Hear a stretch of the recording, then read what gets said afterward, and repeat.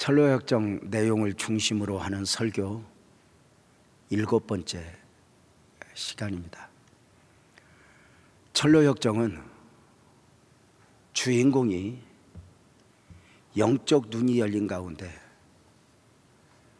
자신의 실상을 보게 되었고, 자신을 깨달아 본 주인공은 이제 순례자로서 천성길을 가면서 만나지는 사람들, 만나지는 사건들을 소설 형식으로 전개한 책입니다.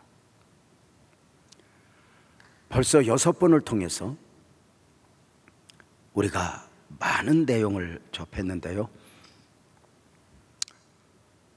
철로역정을 이렇게 반복해서 읽고 마치 논문을 쓰듯 에세이를 쓰듯 설교 준비를 하면서 성경은 아니지만 개인적으로 영감받은 책으로서 이렇게 깊이 있게 책을 쓸 수가 있구나 하는 생각을 하게 됩니다. 그래서 정말 죄송한 말씀이지만 어쩌면 주인공의 입장에서는 철로역정을 마태복음, 마가복음, 누가복음, 요한복음, 철로역정 이렇게 넣고 싶을 정도였을 수 있겠다. 그래서 역사 가운데 가장 많이 팔린 책이 성경이고 그 다음 많이 팔린 책이 철로역정이라 하는데 그러할 수 있었겠다 싶은 생각입니다. 순례자가 된 크리스찬은 많은 과정 가운데 많은 고비를 극복하고 좁은 문에 이르렀습니다. 좁은 문에 이르자 그 좁은 문에는 두드리라 그리하면 너희에게 열릴 것이니라라는 글귀가 적혀 있었습니다. 크리스천은 힘차게 문을 두드렸고 그 좁은 문이 열린 가운데 호이라는 사람의 환영을 받게 되었습니다. 여기까지 어떻게 오셨습니까? 많은 과정이 있었습니다. 특별히 크리스천은 좁은 문에 이르기 전에 만났던 세상 지혜자에 대한 이야기를 하자 호이는 대화를 유도하면서 시작합니다. 그 대화를 보면 당신도 그 사람 세상 지혜자를 만났군요. 그 사람이 혹시 당신에게 합법 잃은 자를 찾아가서 그의 도움으로 짐을 벗으라고 하지 않았나요? 세상 지혜자도 그리고 합법시도 진짜 사기꾼들입니다. 중요한 것이 있습니다. 세상 지혜자의 말, 이 합법시를 사기꾼으로 볼 수 있는 것은 특별한 은혜입니다. 왜냐하면 영적 사기꾼들이기 때문입니다. 아직도 세상에 속한 사람들은 자신의 삶이 시간적 차이만 있지 사기를 당하고 있다는 것을 모르고 있기 때문입니다. 당신은 그 세상 지혜자의 말을 받아들이셨나요? 크리스천, 저는 합법시를 찾으러 갔습니다. 그런데 그 사람의 집 근처에 있는 산에 이르렀을 때 바위 덩어리들이 내 머리 위로 쏟아져 내릴까 두려워하여 그 자리에 멈춰 속어버렸습니다. 지금도 아찔합니다. 이거 역시 제가 설교하면서 영적 눈이 열리니까 이것이 보였던 것이지, 세상에 속한 사람들은 여전히 세상 지혜자의 안내에 따라 합법시에게 소망을 두며 기대를 하고 있을 것이라 했습니다. 호의, 그 산은 지금까지 많은 생명들을 빼앗아 갔고 앞으로도 더욱 많은 사람들이 죽게 될 것입니다. 많은 사람들의 생명을 빼앗아 갔다. 육적 생명을 말하는 게 아닙니다. 영적 생명을 말하는 것입니다. 세상 지혜자가 안내하여 합법시를 만나라. 등의 짐을 벗어라. 거기에 살 길이 있다. 얼마든지 인생은 도덕마을에서 멋진 삶을 추구할 수 있다라고 말할 때 그곳에서 우선의 삶을 사는 가운데 생명을 잃어버린 사람들, 생명을 빼앗긴 사람들이 많다는 것이니 바로 영적 생명을 빼앗겼다는 것입니다. 그런데 당신은 용케도 그곳에서 죽음을 면하고 살아왔으니 정말 다행한 일입니다. 크리스천 대답합니다. 왜 아니겠습니까? 사실 공경에 빠져 걱정하고 있던 참에 그곳에 전도자를 다시 만나게 되어 다행이었습니다. 그렇지 않았더라면 내가 어떻게 되었을지 나도 모르는 일입니다. 크리스천, 오직 주님의 은총입니다. 죽을 수밖에 없던 제가 이렇게 살아있다니요. 전도자가 내게 다시 나타난 것도 하나님의 자비였습니다. 하나님께서 도와주시지 않았더라면 내가 어떻게 이곳에 들어올 수 있었겠습니까? 좁은 문 안으로 참으로 크신 은혜라 말하지 않을 수 없습니다. 좁은 문 안에 들어온 크리스천은 일가친 저 고향을 떠나 이 좁은 문에 이르기까지 돌아보니 수없는 굴곡들이 있었고 이제껏 내가 산 것도 주님의 은혜라. 주님의 은혜가 아니면 자기는 여기까지 올 수 없었다고 고백을 하는 것입니다. 어찌 크리스천 분이겠습니까? 철로역정이에요. 오늘 우리는 아닐까?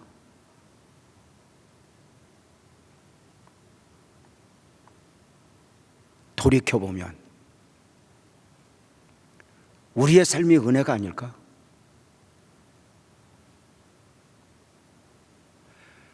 제가 좀 버거움을 느꼈나요? 우리 아내가 이번 주간에 저한테 계속 강조한 바가 목사님, 모든 사람은 동일한 고난을 받는데 성도들의 아픔 때문에 도대체 왜 저럴까? 제가 힘들어하니까 저를 위로했던 것입니다.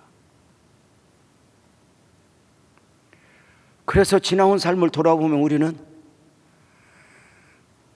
나만 고난당하는 것 같고 나만 억울한 것 같고 나만 힘든 것 같고 마귀는 그렇게 골짜기에 빠지게 합니다. 그래서 나는 가난 때문에 이렇게 어렵다 싶으면 부자는 고난이 없는 것 같지만 내가 자식 문제로 힘들어서 자식을 잘 시집장가 보낸 사람은 아무 문제 없는 것 같지만 그것은 우리 시각이지. 모든 사람은 동일한 고난을 받는다. 거기에서 은혜를 볼 수 있다는 것은 축복이 아닐까? 마귀는 오늘도 자꾸만 너만 이렇게 힘들게 산다. 너는 많이 고생하며 산다. 너 봐라, 너 인정받지 못하지. 누가 너 알아주는 거 봤어?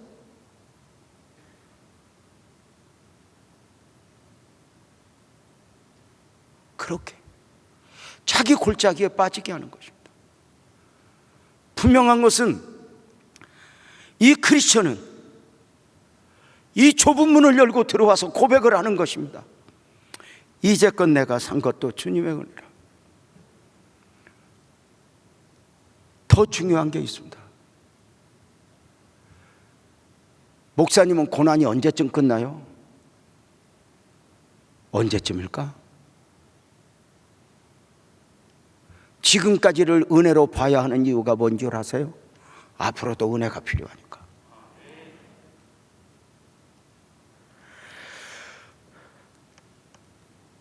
좁은 문을 열어준 호이시는 크리스찬에게 복음의 원리를 소개합니다. 우리는 누구도 거절하지 않습니다. 이곳에 오기 전에 무엇을 했든지 상관하지 않습니다. 이리로 들어오는 자는 결코 내어쫓지 않습니다. 그러니 선한 크리스찬씨, 나와 함께 조금만 가시면 당신이 가야 할 길이 나옵니다. 저 앞을 보십시오. 당신이 가야 할 좁은 길이 보이지 않습니까? 저 길은 예수님과 제자들이 닦아놓은 길로 당신이 가야 할 길입니다. 이 좁은 문을 열어준 문지기 호이 씨가 했던 이야기 중에 우리는 복음이 보입니다. 좁은 문을 열고 들어온 사람들에게는 그의 과거가 어떠하든지 문제가 되지 않는다는 것입니다. 주님 앞에서 남편 5을 바꾼 여인이 문제가 되지 않았던 것처럼, 주님 앞에서 간음한 여인이 문제가 되지 않았던 것처럼, 주님 앞에서 삭개오가 문제가 되지 않았던 것처럼, 당신이 주님의 손을 붙들기를 원하여 좁은 문을 열고 들어왔다면 당신의 과거는 문제가 되지 않습니다. 그래서 고린도후서 5장 17절은 그런즉 누구든지 그리스도 안에 있으면 새로운 부자물이라 이전 것은 지나갔으니 보라 새 것이 되었도다.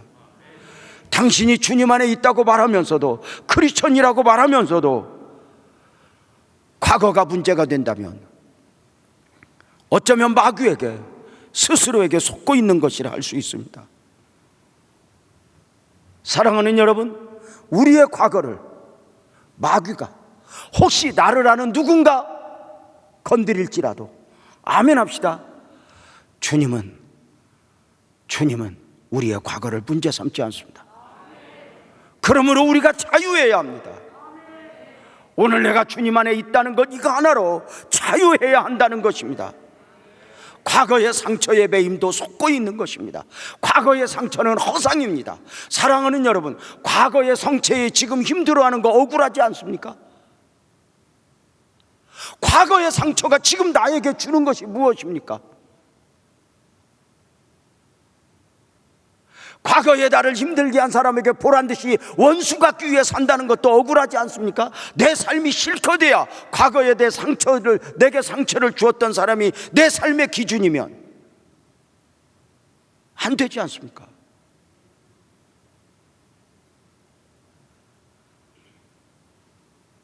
누구보다 많은 상처 가운데 살아갈 수 있었던 사람이 있었죠. 구약 성경에는 요셉이에요. 형제들이 노예로 팔았어요. 죽이려고 했어요. 10년간 노예 생활했어요. 한 여인이 모함을 해서 감옥 생활을 했어요. 어쩌면 그는 이를 바득바득 깔면서 살아도 누구든지 당신은 그래도 돼 했을 거예요. 그러나 그는 과거에 배이지 않아요. 22년 만에 형님들을 만나서 이렇게 말해요. 형님들이 나를 팔았으므로 근심하지 마소서, 한탄하지 마소서. 하나님이 생명을 구원하시려고 나를 이곳에 보냈습니다. 과거를 말하지 않아요. 신약에서 누구보다 상처가 있을 수 있었던 사람, 40에 하나 감암매를 5번 맞고 3번 대장으로 맞고 죽었다고 수없이 내던져졌던 바울의 선포를 빌립보서 3장 13절 14절에서 보죠. 형제들아, 나는 아직 내가 잡은 줄로 여기지 아니하고 오직 한 일, 즉 뒤에 있는 것은 잊어버리고 앞에 있는 것을 잡으려고 둯대를 향하여 그리스도 예수 안에서 하나님이 위에서 부르신 부름의 상을 위하여 달려가노라. 외치죠. 나의 과거 상관없어. 나는 달려갈 거야. 창세기 26장에게 이삭에게 매력이 보였죠. 수없이 우물을 빼앗길 때 그는 자신의 우물을 빼앗은 사람과 다투지 않아요. 어떻게 해요? 또 다른 우물을 파요. 왜였어요? 하나님이 주실 축복이 있는데 과거에 매일 필요가 없었던 거예요. 마귀의 방식은 언제나 과거에서 해답을 찾게 해요. 요한복음 9장에 보면은 1절부터 보면 예수님이 제자들과 함께 길 가실 때에 마침 길가에 날 때부터 맹인 되었던 한 맹인이 구걸을 하고 있어요. 제자들은 습관적으로 물어요. 예수님, 저 맹인이 참 불쌍하네요. 저 맹인은 누구 죄 때문이죠? 누구 죄 때문이죠? 이때 예수님 그래요? 아니다. 하나님의 의를 이루고 하나님의 뜻을 나타내기 위함이라. 무엇이죠? 제자들의 질문은 과거를 붙들고 질문해요. 누구 죄 때문이죠? 누가 원인이죠? 아니야, 하나님의 영광을 위한 거야. 이게 우리 그리스도인이요. 오늘 고난이 왔을 때 내가 무슨 죄를 지었지? 아니, 죄를 지어서 나를 이렇게 고난이 오게 했다면 여러분 이 정도겠어? 아니, 무게를 달아서 한번 벌 줘볼까? 큰 죄 지었을 때 손가락 하나 부러뜨리고 뭐 이런 식으로 가보면 아니잖아요.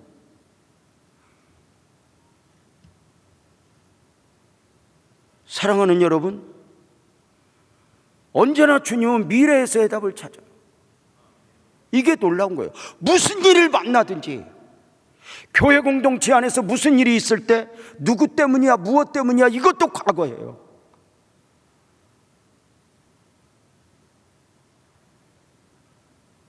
제가 우리 교회 오시는 성도님들에게 정말 죄송하지만 이전 교회는 어떠하셨어요? 묻지 않아요. 우리 교회는 여자 성도님들에게 이전 남편은 어떻게 하셨어요? 이렇게 묻지 않아. 남편을 5번 바꿔도 예수님도 묻지 않는데 우리는 습관적으로 그렇게 매여요. 왜? 앞으로 주실 은혜가 있잖아요. 지금 우리가 주님 앞에 왔으면 됐잖아요. 우리 교회 오신 한 성도님을 가지고 어떤 분이, 어떤 목사님이 막 뭐라 그래요. 그렇죠, 그랬어요. 아니, 예수님도 문제 삼지 않고 나도 문제 삼지 않는데 왜 당신이 문제 삼냐고. 여기 문을 열고 들어오는 분들은 다 주님이 보냈다고 저는 믿어요.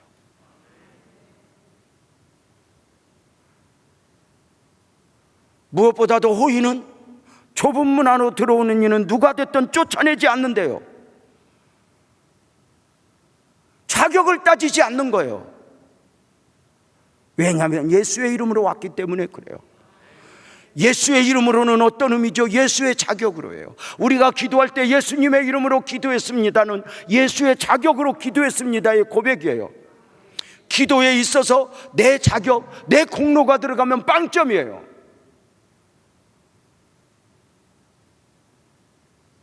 오늘 또 예수의 이름으로 구했습니다, 이 말은 내가 지금까지 기도한 거 예수의 이름으로, 예수의 자격으로 구했습니다 하는 고백이죠. 나는 공로 없어요. 내 어쩌지 않아요. 무엇보다도 지금 당신이 왔던 길, 가는 길은 당신만 가는 길이 아닙니다.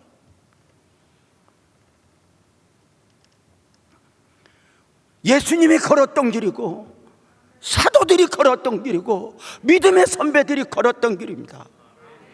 그러니까 당신이 이 길을 가면서 무슨 일을 만날 때 내가 이 길을 가니까 이렇게 어려운가 봐, 내가 기도 안 했더니 어려운가 봐, 이런 식으로 접근하지 말라고 그래요. 무슨 일을 만나든지 당연히 이겨내야 할 것, 극복해야 할 것, 이 길을 극복하면 우리는 더 큰 주님을 만날 것이다. 이게 우리의 믿음인 거예요. 기도하지 않아서 그러나 봐. 여러분, 우리가 기도를 하면 얼마나 해요?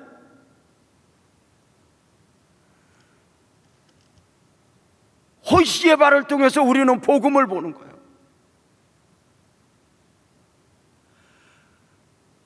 우리가 예수 믿고 이렇게 가리를 가면서 마귀가 주는 생각은 뭐예요? 전에 절에 다닐 때는 이런 일이 없었는데, 이렇게 예수 믿었냐고, 예수나 믿었으면 전에 교회에 있을 때는 없었는데 여기 와서 이렇게 어려운 거 보면 텃밭이 안 좋은가? 여러분 보세요. 지금 성경에 보세요. 조금 전에 말씀을 드렸던 요셉, 이삭, 바울, 이들은 무슨 일을 만나든지 과거에서 원인을 찾지도 않고 왜 나만 이렇게 고난을 겪냐고 하지 않아요.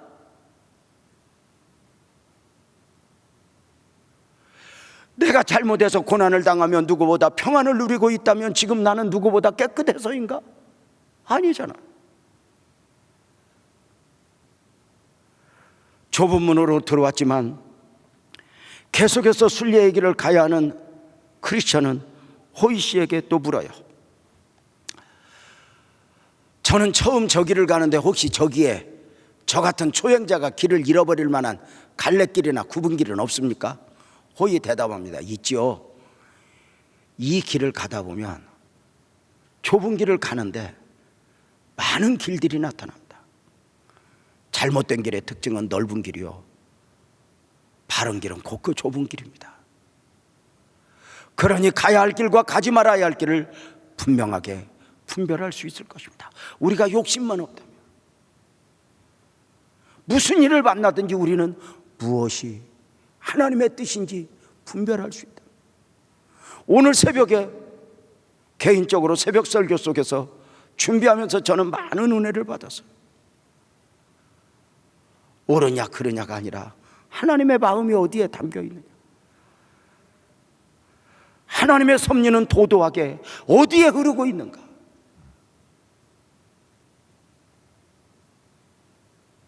크리스천이 물었죠.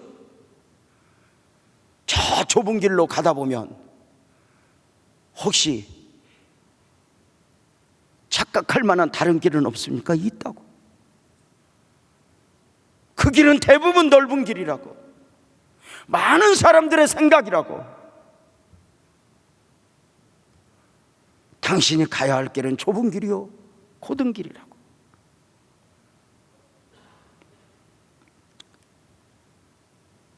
그리고 이제 헤어지기 전에 호이 씨는 마지막으로 이렇게 말합니다. 이 말을 하게 된 동기가 무엇이냐면, 그 힘든 길을 가야 하는데 자신의 등짐을 지고 있는 이 짐을 벗어버릴 수 있는 방법을 묻자 이렇게 말하는 겁니다. 당신은 구속의 장소에 도착할 때까지 그 짐을 지고 계셔야 한다고 생각하시오. 그곳에 가면 짐이 당신 등에서 저절로 떨어져 나갈 것입니다. 일부러 벗으려고 하지 마시오. 어느 순간 어느 경지에 가면 당신의 짐은 당신 자신도 모르게 벗겨져 있을 것이요, 또 당신이 하나님의 은혜를 붙잡고 성장하면 어느 순간 그 짐이 짐이 아니게 느껴지고 광야가 광야 아니게 느껴질 것입니다. 가십시오. 그러면서 호이 씨는 이야기합니다. 내 역할은 여기까지입니다. 조금만 더 가면 당신은 해석자의 집에 도착할 것입니다. 해석자의 집에 가서 문을 두드리면 해석자는 아마 당신을 맞아 많은 것들을 보여줄 것입니다. 해석자. 그 이름은 설명자로 번역이 가능하니 어쩌면 더 많은 것을 깨우치게 하는, 안내하는 성령의 인도를 가르친다 할 수 있습니다. 호이 씨와 헤어진 크리스천은 해석자의 집 앞에서 문을 두드립니다.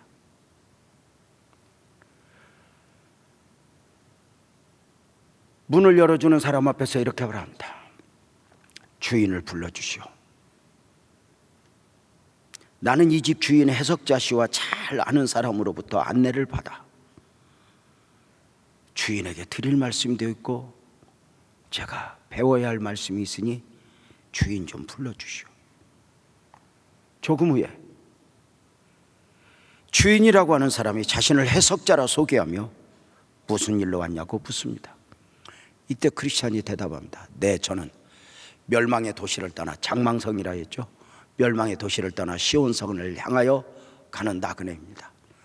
이 길 어귀 좁은 문에 사는 호이 씨가 이곳에 들르면 여행하는 데 도움이 될 만한 굉장한 것들을 보여주실 것이라고 당신을 찾아가라 했습니다. 아, 그래요? 어서 들어오세요. 도움이 될 만한 무엇일까요?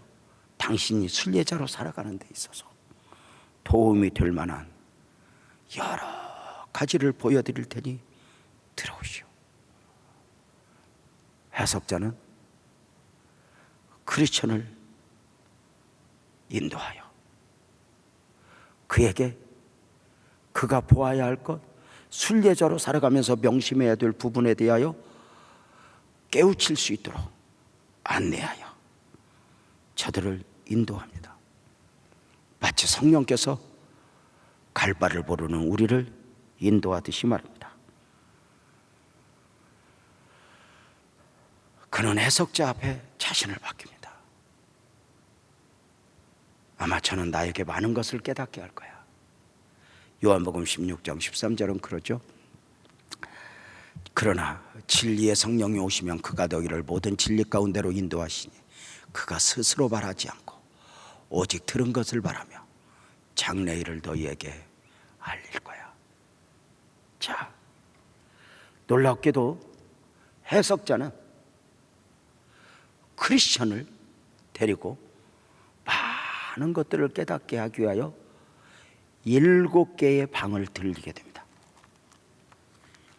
철로역정 책에 보면은 그 7개의 방이 있는데 내용은 간단하지만 그 앞에서 깨달아지는 진리들이 너무 많습니다. 7개의 방을 열어 순례자로서 가져야 할 영성이 무엇인지 알려주는데, 깨닫게 하는데, 오늘은 그 첫 번째 방, 초상화가 걸린 방을 보고자 합니다. 오늘 7개의 방을 다 열었으면 좋겠는데 7개의 방을 다 열면 여러분이 바로 천국으로 갈까봐. 천국으로 가면 여러분이야 복이겠지만 나는 홀로 남아서 여기 빛나교회 어떡하라고. 그래서 오늘은 순례자로 살아가는 사람이 어떤 영성을 가져야 하는가, 그것을 보여주는데, 그 첫 번째 방, 초상화가 걸린 거예요. 첫 번째 방으로 들어가니, 해석자의 안내에 따라 들어가니 그 방에는 매우 진지한 모습으로 표정을 짓고 있는 초상화가 하나 걸려 있어요. 액자소위의 주인공은 눈은 아주 진지한 모습인데 눈은 하늘을 향하고 있고, 그의 손에는 세상에서 가장 귀한 책이 쥐어져 있고, 무슨 책인가 알겠죠? 그의 입술에는 진리의 법이 있고, 그의 등 뒤에는 세상이 보이니 세상을 등지고 있는 것이요, 그리고 그의 머리에는 금멸류관을 쓰고 있습니다. 그 초상화 앞에서 크리스찬이 해석자에게 묻습니다. 이 그림은 무엇을 뜻하는지요? 해석자 대답합니다. 그림에 있는 저분에 대해서는 사도의 말에서 우선 할 수 있습니다 하고 성경을 읽어주니 고린도전서 4장 15절과 갈라디아서 4장 19절입니다. 그리스도 예수 안에서 1만 스승이 있으되 아버지는 많지 아니하니 그리스도 예수 안에서 내가 복음으로 너희를 낳았다. 나의 자녀들아, 너희 속에 그리스도의 형상을 이루기까지 다시 너희를 위하여 해산하는 수고를 하느니. 해석자는 이 말씀을 읽어주면서 그 액자 안에 있는 인물에 대하여 소개를 합니다. 그 액자 안에 있는 인물에 대하여 제가 많은 책을 보면서 그 인물이 누군가, 이동원 목사님은 그 인물을 구도자로 봤고, 그리고 다른 번역가들은, 연구하는 분들은 그를 당시 1800년대 말이죠, 청교도 사역자들, 많은 사람들이 방황하고 있을 때 그들을 안내하는 청교도 사역자들, 오늘의 목회자로 이야기를 하곤 합니다. 그럴까? 자, 구도자로 본다. 구도자의 뜻은 무엇입니까? 구도자의 뜻은 진리나 종교적인 깨달음의 경지를 구하는 사람입니다.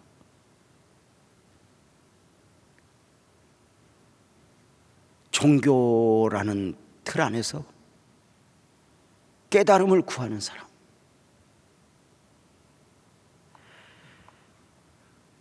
그런 면에서 이동원 목사님이 말씀하신 대로 초상화의 주인공은 구도자가 아니다, 이렇게 말씀을 드릴 수 있겠습니다. 조금 이따 말씀을 드릴게요. 청교도 사역자, 목회자도 아닙니다.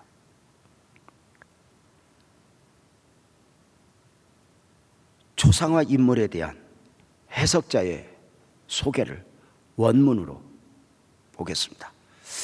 그대로요. 이 초상화 안에 이분은 죄인된 인류를 대개 변화시켜 새로 태어나게 하시며, 느낌이 있죠? 그들에게 또한 젖을 먹여 양육하며 기르시는 분이십니다.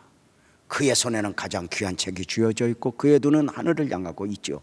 그의 입술은 진리를 말하며 또한 그 어두움으로 빛을 밝혀서 죄인들에게 자신의 죄인됨을 깨닫게 합니다. 또한 그분은 보시는 것처럼 사람에게 간청하는 표정으로 서 계신데 이는 자기가 택한 백성을 중보해 주시기 때문입니다. 머리에는 면류관을 쓰고 있습니다. 이 원문을 읽으면서 이 초상화의 인물이 과연 구도자일까? 청교도 목회자일까? 계속되어지는 해석자의 설명을 그대로 책의 내용대로 보겠습니다. 이 그림을 맨 처음 보여드리는 것은, 제가 이 그림을 맨 처음 보여드리는 것은 이분을 순례의 길에서 절대 잃지 말라는 뜻에서입니다. 앞으로 당신의 가는 길에는 어떻게 하면 당신을 유혹해서 사망의 길로 이끌고 갈까 하는 세력들이 많이 있습니다. 그럴 때마다 이분을 생각했어요. 오직 이분만이 당신의 구원자가 되시기 때문입니다. 자, 여기에서 우리는 이 부분을 다 설명하지 않고 맨 끝에 이 초상화의 인물에 대하여 이렇게 표현합니다. 오직 이분만이 당신의 구원자가 되시기 때문입니다. 당신이 앞으로 무슨 일을 만나가든 이분을 생각하시오. 이분은 당신의 구원자가 됩니다. 그럼 누구예요? 여러분 아시죠? 구원자와 구도자는 달라요. 구도자를 아까 뭐라고 그랬죠? 구도자는 진리의 깨달음, 종교적 경지에 어떤 이르기를 구하는 사람이에요. 대표적 인물이 누가 있어요? 부처님? 공자님? 누가 있어요? 성철 스님? 또는 청교도 목회자? 또 수도사들 많이 있죠. 그러나 예수님은 진리나 종교적 깨달음의 경지를 깨달음을 구하는 구도자가 아니라, 진리를 깨닫기를 원하는 분이 아니라, 아멘 합시다. 크게 아멘 해야 됩니다. 예수님은 진리 자체입니다. 많은 이단의 교주들이 이렇게 말합니다. 내가 말씀을 깨달았다고. 예수님은 말씀 자체입니다. 이 부분을 우리가 알아야 합니다. 예수님은 요한복음 14장 6절에서 내가 곧 길이요 진리요 생명이라 말씀하셨습니다. 나로 말미암자가는 아버지께로 올 자가 없다. 아버지를 알 수 있는 자가 없다. 하나님을 만날 수 없다고 말입니다. 해석자가 이 초상화의 주인공에 대해서 마지막으로 한마디 던집니다. 당신이 하늘나라에 이르기까지 유일한 인도자가 되시는 분이 바로 이분입니다. 바로 임마누엘 되시는 예수님입니다. 자, 해석자가 순례자로 좁은 문을 열고 들어온 그 순례자에게 이 초상화를 보여준 목적은 분명했습니다.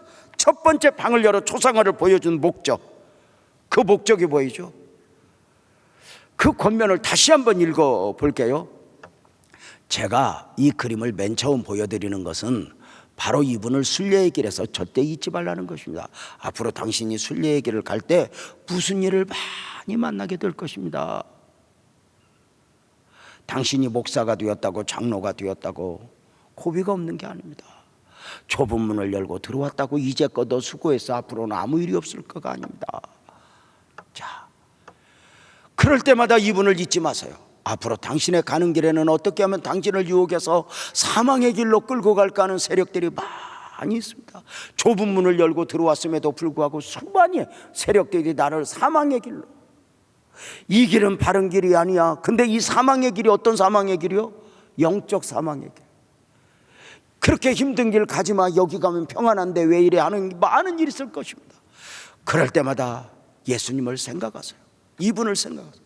이분만이 당신의 구원자가 될 것입니다. 어찌할 바 모를 때, 어디로 가야 할 바 모를 때 많은 유혹 앞에서 예수님을 잊지 말라는 거예요. 당신이 가는 길에 고난도 있을 것이고, 때로는 이단의 유혹도 있을 것이고, 당신의 가는 길에 어쩌면 말로 표현할 수 없을 정도의 일들이 있어지겠지만, 당신이 그 길에서 승리하는 비결은 이 초상화의 주인공 예수님을 잊지 마세요. 당신이 그 고난을, 역경을, 억울함을 이겨야 되는 근거는 오직 예수님, 오직 예수님. 오늘 여러분의 삶이 이해가 되지 않습니까? 십자가를 묵상하고 예수님을 보십시오. 우리는 해답을, 오늘의 문제에 대한 해답을 환경에서 찾는 사람들이 아닙니다. 예수님 안에서 찾는 사람들입니다.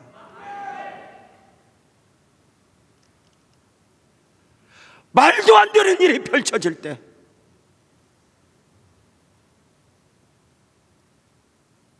우리가 산호라면 그가 누구이든 정말 죄송하지만 에이샹 하고 싶을 때 얼마나 많아요. 그런데 주님을 보세요.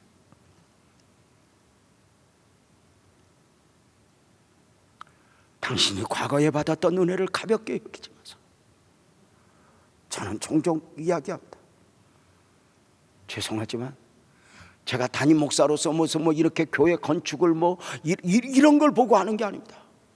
제가 거울 보고 스스로 이제 우리 아내도 나를 칭찬 안 해서 내가 이제 나를 하기로 했습니다. 재명아, 너 했었다. 오늘이 4월 말일이다. 또 4월 한 달 더 했었다. 제가 이렇게 이야기해요. 이번 주간에 목사님 한 분 만나서 4번 식사했습니다. 그분은 목사님이신데, 이 안산에 계신 분인데 그냥 말씀이, 나는 이룬 것도 없고 한 것도 없고 나는 왜 이렇게 살았나 몰라, 이렇게 너무 속상한 거예요. 당신이 무슨 하나님이 당신한테 뭘 그렇게 기대하냐고. 이제껏 내가 산 것도 주님의 은혜고 여기까지 온 거, 이것만 해도 나는 실패자가 아니라고. 내가 주님 안에 있으며. 근데 마귀가 뭐예요? 과거를 자꾸 지워버리고 부정하게 하는 거예요. 우리가 남이 개떡같이 볼지 몰라, 왜 이렇게 억센 표현이 나오냐? 남이 개떡같이 볼지라도 내가 이 작은 믿음으로 여기까지 오는데 얼마나 애썼는데, 지금 남 보기에 우스워도 4월 마지막 날 제가 스스로 말해요. 재명아, 너 애썼다.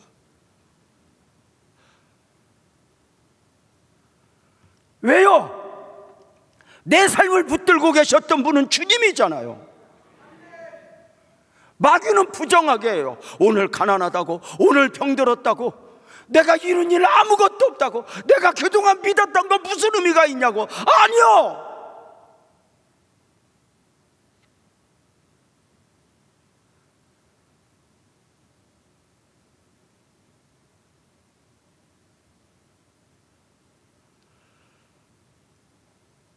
무슨 일을 만나든지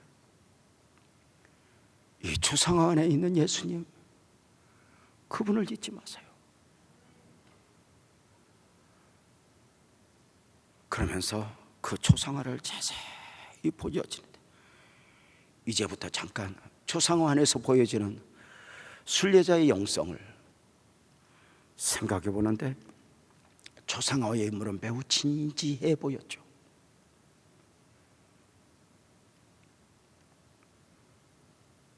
참된 순례자는 가볍지 않아요.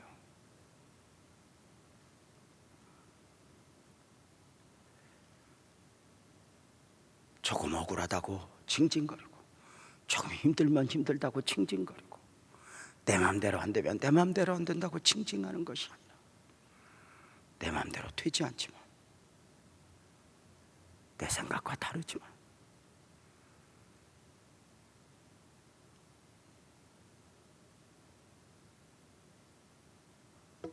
어떤 뜻이 있을까? 종종 말씀드렸죠. 제가 요셉을 참 좋아한다고. 요셉은 감옥에 가요. 억울하게. 요셉이 어느 날부터인가 입을 닫아요.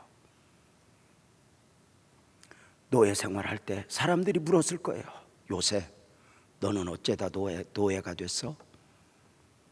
하나님을 믿고 있는 요셉이 내가 노예가 왜 됐어? 우리 형들이 나를 팔아먹었어. 누군가의 요구 앞에 설명을 하려면 사람의 이야기를 해야 하니까 입을 닫아요. 왜? 내 삶에 담겨진 하나님을 말하고 싶은데 그걸 모르거든요. 내 삶이 왜 이렇게 어려운가, 왜 그렇게 힘든가 설명하려고 애쓰지 않아요. 입을 닫아요. 요셉이 감옥에 있을 때 묻지 않았을까? 혹시 감옥에 가보신 분 있어요? 무슨 일 때문에 갈 수 있죠? 저는 안 가봤는데 옛날에 들었던 얘기 중에 하나는 감옥에 가면 당신은 무슨 일 때문에 왔어? 그러면 쭉 설명하면 3년 있다 나가겠구만. 그러면 3년 형 받는데 궁금한가 봐. 그런 이야기 들어보셨잖아요. 요새 너 어쩌다 감옥에 왔어? 그러면 설명을 하려면 왜 해야 돼요? 뭘 얘기해야 돼요? 그 여자 때문에. 내 말 안 해요. 왜요? 어느 날부터인가 내 삶에 담겨진 사람의 이야기가 아니라 하나님을 말하고 싶은 거예요. 근데 하나님을 믿음으로 외에는 말을 할 수 없는 거예요. 사람의 이야기는 눈에 보이니 설명이 가능하니 말할 수 있는데 그건 말하기 싫은 거예요. 진지하죠. 그리고 모든 상황 가운데서 당신의 뜻을 이루시는 그 하나님을 보는 거죠. 그림 속에 있는 주인공, 초상화의 주인공은 하늘을 바라보고 있어요.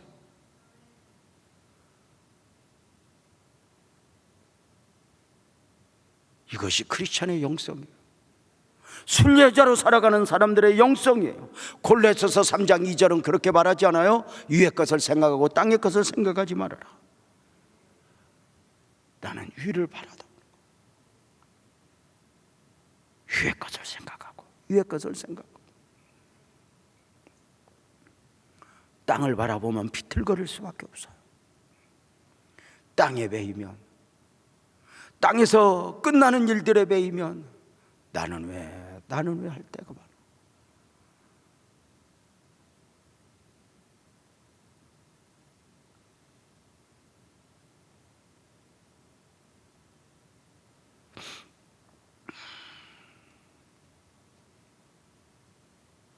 오랜 날 동안 교회에서 저와 동역해 주었던 임승수 장로님이 지금 병원에 계세요.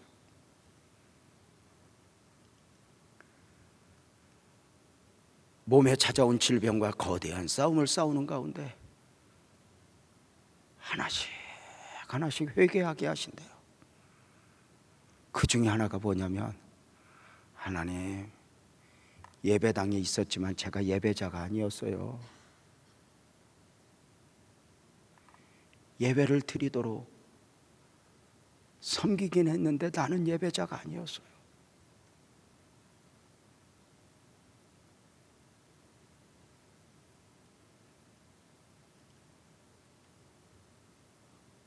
그 회개하는 임수 장로님의 복으로 보이더라고요.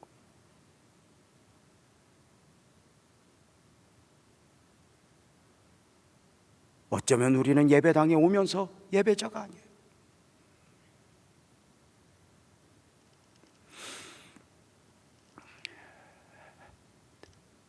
바울 사도는 디모데전서 6장 11절 12절에서 말해요. 오직 너 하나님의 사람아 이것들을 피해라. 피하고 의와 경건과 믿음과 사랑과 인내와 온유를 따르며 믿음의 선한 싸움을 쌓아라. 영생을 취하라. 이를 위하여 내가 부르심을 받았고 많은 증인 앞에서 선한 증언을 하였도다. 네가 봐야 할 것이 뭐냐? 네가 말아야 할 것이 뭐냐? 순례자로 살아가면서 네가 봐야 할 것이 뭐냐? 초상화에서 순례자의 영성을 보는 거예요. 나는 위의 것을 본다. 나는 위를 본다. 세상에 이해가 안 되는 많은 일들 속에서 나는 위를 본다. 초상화의 주인공은 세상에서 가장 귀한 책을 손에 들고 있으니 그 책이 무슨 책이지? 세상에 속한 사람들은 그 책이 무슨 책인지 몰라요. 저는 처음에는 왜 자꾸만 존 버녀는 왜 이 책을 성경책이라고 말하지 않고 그냥 책이라고 했을까 생각을 했어요. 그런데 그 책이 성경 말씀으로 보이는 것도 믿음이요 은혜지. 세상에 속한 사람은 그걸 책으로 그냥 좋은 책이야 이렇게 보고 마는 거예요. 책을 들고 있어요. 순례자의 영성이 뭐예요? 요즘에 종종 드리는 말씀이 뭐예요? 성경 말씀은 글이 아니라 길입니다.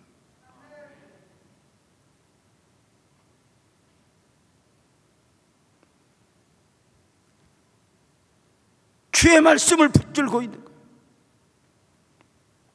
말씀에서 해답을 찾는 거예요.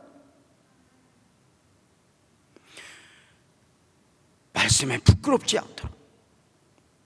모세가 죽은 후에 영도자가 되어 가나안 정복의 사명을 감당해야 했던 여호수아에게 하나님이 주셨던 말씀이 있죠. 여호수아 1장 7절 8절이었죠. 오직 강하고 극히 담대하여 나의 종 모세가 내게 명령한 그 율법을 다 지켜 행하고 우로나 좌로나 치우치지 말라. 그리하면 어디로 가든지 형통할 거야.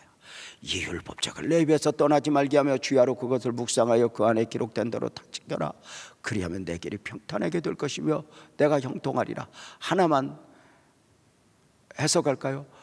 이 율법책을 내 입에서 떠나지 말게 하며 그 다음에 주야로 그것을 묵상하여. 주야는 방관하지 말라는 게 아니에요. 그 인생에 그 삶에 그 사역에 밤을 만나고 낮을 만나고 모든 상황 속에서 힘들 때는 힘든 대로 하나님의 원하심이 무엇일까? 좋을 때는 좋을 때대로 하나님의 원하심은 무엇일까? 내 마음대로 안 될 때 내 주여 뜻대로 행하시옵소서. 내 주여 뜻대로 행하시옵소서.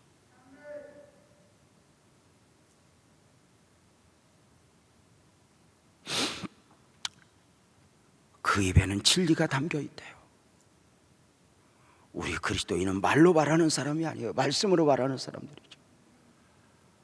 내 생각을 말하고 내 느낌을 말하는 게 아니에요.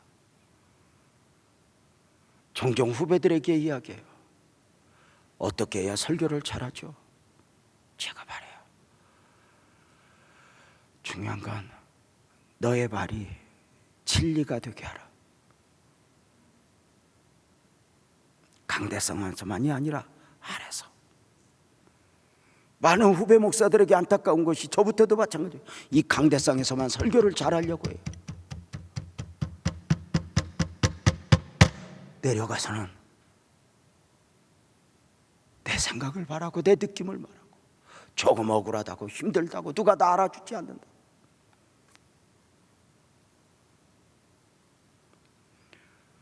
순례자로 살아가는 사람은 하늘을 보고 손에 성경을 붙들고 그 입술에 진리의 말씀을 담고 가는 거죠. 무엇보다도 그림 속에 있는 조상화는 세상을 등지고 있어요.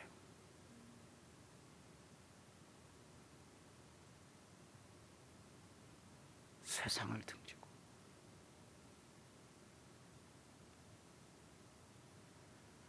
참된 순례자는 세상을 추구하는 게 아니에요.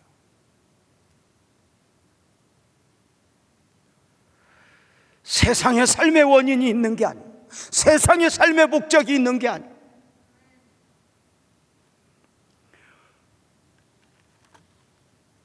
참 이런 철로역정 책을 어떻게 썼을까 제가 정말 갑자기 기도 제목이 생겼다니까요. 주님 나도 쫌버녀처럼 미친 짓 하나 하게 해주세요. 제정신 아니잖아요.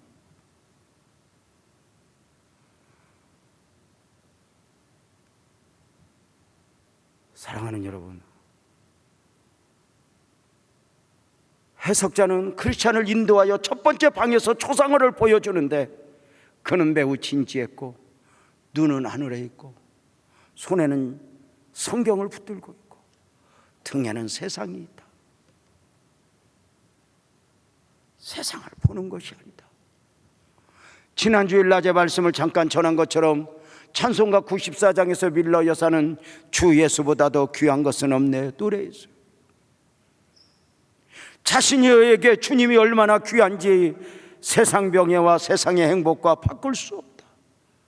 나는 그 주님 안에서 누리는 은혜 안에 은혜를 붙들기를 원하여 세상 즐거움도 자랑도 다 버렸다.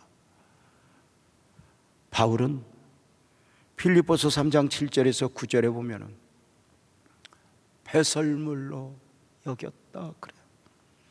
그러나 무엇인지 내게 유익하던 것을 내가 그리스도를 위하여 다 해로 여길 뿐더러 또한 모든 것을 해로 여기면 내 주 그리스도 예수를 아는 지식이 가장 고상하기 때문이라. 내가 그를 위하여 모든 걸 잃어버리고 배설물로 여기면 그리스도를 얻고 그 안에서 발견되려 합니다.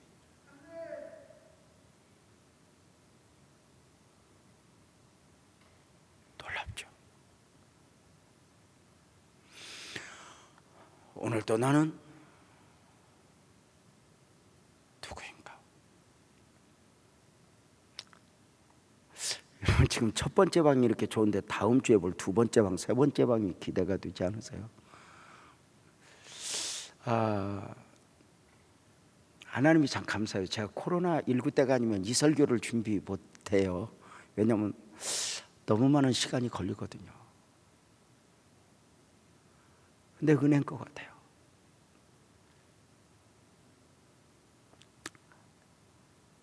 놀랍게도 그림 속에 있는 조상화의 주인공은 머리에 금면류관이 쓰여 있어요. 금면류관. 예수님 머리에 금면류관이 씌어 있구나. 이게 아니라 크리스천의 영성이요. 금면류관. 디모데에게 보낸 바울의 서신 디모데 후서 4장 7절 8절에 보면 나는 선한 싸움을 싸우고 나의 달려갈 길을 마치고 믿음을 지켰으니 이제 후로는 나를 위하여 의의 면류관이 예비되었으므로 곧 의로우신 재판장이 그날에 내게 주실 것이며 내게만 아니라 주의 나타심을 사모하는 모든 자에게니라. 놀랍죠. 이 이야기를 하면서 해석자는 크리스천에게 설명을 이 면류관에 대해서 이렇게 설명을 해요. 머리에 쓴 금면류관은 하나님을 사랑하고 섬기는 일로 업신여김을 당하거나 낮아질지라도 장차 올 세상에서 그로 인하여 영광이 얻게 될 것을 확신하고 계신다는 것을 의미합니다. 그는 세상 것을 버리고 하늘나라를 향해 온갖 공고한 산을 이기고 올라온 나그네들에게도 이 면류관의 상급으로 제명아, 이 면류관 내가 너에게 상급으로 줄게. 이게 은혜 아니야. 목회하면서 참 큰 감동을 받았던 것, 정말 잊지 못할 만큼의 감동을 받았던 것.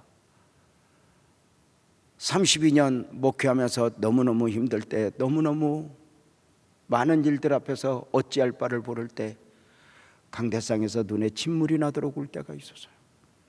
울다 쓰러지고 기도가 잘 되거나 무슨 믿음이 좋아서가 아니야. 강대상 위에는 머물 곳이 없었어요. 울다 쓰러지고 어느 날 너무너무 운이 하나님이 저에게 주신 메시지가 이거예요. 제명아, 네가 하늘나라 오면 내가 제일 먼저 네 눈물부터 닦여줄게. 그 말씀이 얼마나 좋았던지. 주님, 내가 하늘나라 가면 내 눈물 닦아줘야 돼? 그 말씀 한마디에 주님이 나를 아는구나, 주님이 다 보고 있구나, 다 괜찮아졌어요. 눈물 닦아주는 정도가 아니라 주님이 면류관을 씌워준대요. 가난하고 병들고 힘든 중에 믿음을 지킨다. 바울 사도가 나는 믿음을 지켰으니 이제 후로는 의의 면류관이 예비되었을 거야. 사랑하는 성도님들,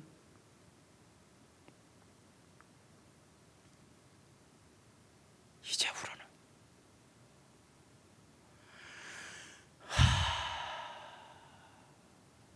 이 말씀이 우리에게 전 최고의 축복 아닐까? 우리가 고난당할 때 세상의 모든 지혜자는 조금만 견뎌 좋은 일 있을 거야, 세상을 가지고 이야기를 해요. 지금 어렵지? 복권 맞을 거야. 복권 맞는다고 해답일까? 아니요. 어떤 연극인지 모르겠네요. 언젠가 연극이 생각나네요. 예수님이 소경이 길을 가다 보니까 술을 마시고 막 망가져 있어요. 아니, 당신 전에 소경이었다 예수님 은혜로 눈을 뜬 사람이 아니요? 예, 그러와요. 근데 왜 이렇게 지금 이렇게 술을 마시며 이렇게 비틀거리며 방황하고 있어? 눈만 뜨면 봐요. 눈을 뜨고 보니 어떻게 무엇으로 살아야 할지를 모르겠단 말이오. 내가 눈 뜨고 보니 이렇게 술 안 마시고 살 수 있어?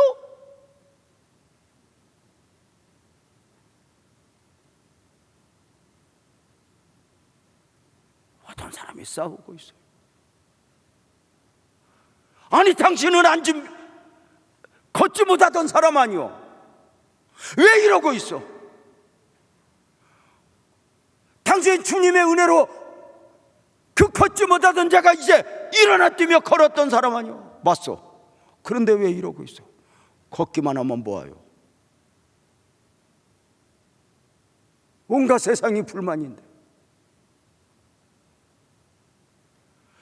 세상에서 고난당할 때 세상의 해답을 제시하는 그 누가, 그것이 완전한 해답일까? 아니잖아요.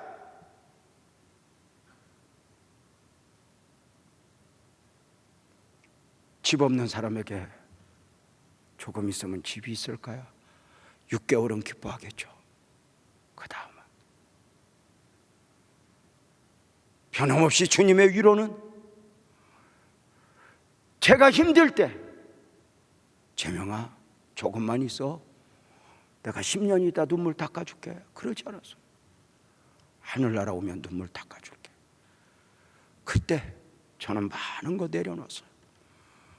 나는 어쩌면 하늘나라 갈 때까지 울면서 살아야 한다. 그랬어요. 많이 울게요. 주님, 많이 울게요. 그런데 어느 날 그 눈물을 닦아주셔요. 제가 그랬잖아요. 언젠가 아내하고 차 타고 운전하고 가다가 눈물을 제가 줄줄 흘리면서, 여보, 요새 하나님이 미쳤나 봐. 놀라서 아내가 왜요? 왜 이렇게 은혜를 베푸냐? 그날에 감격했다 해서 그 다음에 문제가 없었던 게 아니에요. 그 은혜는 그 은혜고 또 은혜를 갈망해야 해요.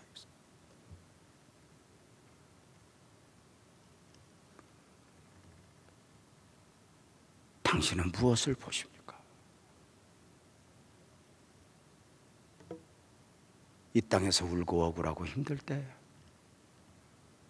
하늘나라의 면류관을 예비하시며, 이것은 변하지 않는다, 이것은 썩지 않는다,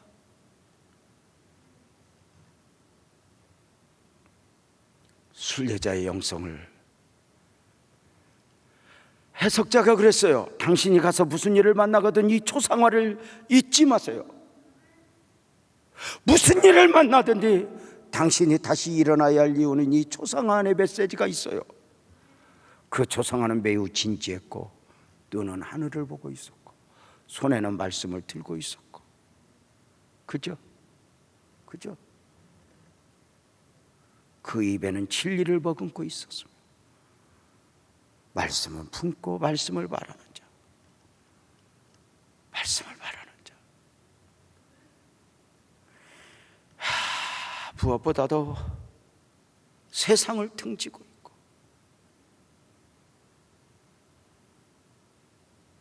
세상이 앞에 오는 순간 우리는 헤매이게 돼요. 무엇보다도 그 면류관을 쓰고 있으면서 잊지 말아라. 사랑하는 성도님들, 여러분의 초상화는 무엇이 있습니까? 언젠가 한 목사님이 한 기업의 회장 집무실에 갔다가 회장 집무실 한켠에 걸려있는 액자를 보면서 자기가 목사임에도 불구하고 그 액자를 훔쳐오고 싶었다고 설명을 하더라고요. 무슨 액자였는데요? 그랬더니 이렇게 말해요. 인디안 추장 그림이었는데 인디안 부족들이 이웃 부족들과 전쟁을 해서 익은 가운데 술 파티를 벌이며 막 돼지를 잡고 그 파티를 벌이고 있는데 그 광란의 춤을 추고 있는 그 그림 속에서 추장이 먼 산을 보고 있는 거예요. 이 그림을 설명해 주시오 회장한테 그랬더니 이렇게 말하더래요. 이 그림이 나에게 주는 바가 너무 많았습니다. 뭔데요? 그랬더니 이웃 부족과 전쟁에서 이겼다 하여 지금 나도 추장은 나마저 저렇게 광란의 파티에 빠지면 안 된다. 그 다음을 보지 않으면 그래서 니더는 외로운 거예요. 지금 전쟁에 승리했다고 광란의 파티를 하고 있는 저들은 그 다음을 제시하지 않으면 언제든지 나를 엎어버릴 것이오. 니더는 외롭고 그 다음을 보고 해야 한다. 그 초상화의 설명을 나는 보지도 않고 들으면서 어디 가서 훔칠까? 외국에 가서 일반 재래시장을 보면서 그림 그리는 사람들, 특별히 태국의 치앙마이에 가서 그 야시장에 가서 그림 그리는 행여나 그 그림이 있을까 아무리 찾아도 없더라고요.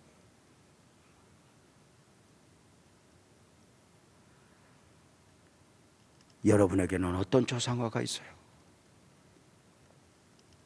해석자가 말했어요. 무슨 일을 만나든지 이 초상화를 잊지 마세요. 예수님이 누구인가? 당신이 누구여야 하는가?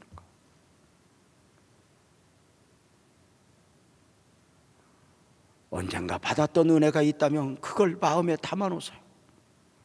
나는 이 정도 은혜를 입은 사람이야. 그리고 여기 계신 모든 성도님들에게 제발 부탁을 드려요. 나 같은 거 왜 살았나 몰라 이런 소리 하지 마. 구두선, 지금도 구두선은 깊은 잠에 빠져 있어요. 오기는 왔지만 여러분 보세요. 나 같은 거 왜 살았어? 내가 뭐 했나 몰라. 여러분이 열심히 돈 벌어서 롯데타워를 지어놓으면 하나님이 감동할까? 아니요. 저는 이번 주간에 제명아 4월 한 달도 했었어. 하나님은 나에게 큰 걸 요구하지 않더라고요.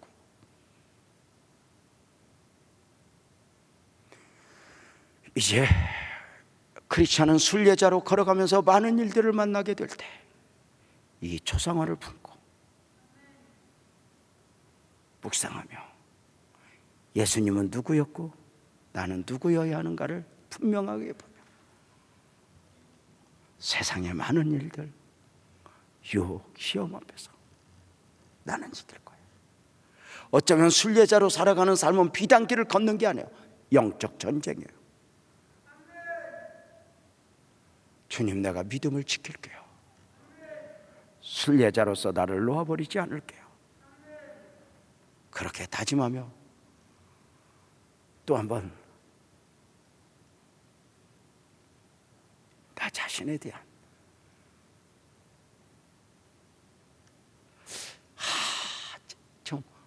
나 자신에 대한 고마움, 자부심 이런 게 좀 있으면 좋겠어요. 이런 게 좋겠어요. 많은 일을 이룬 사람도 또 막 그러는 사람들 많아요. 내가 뭘 했는지 모르겠어. 나이만 먹고. 아이고, 그렇게 말할 거 없어요.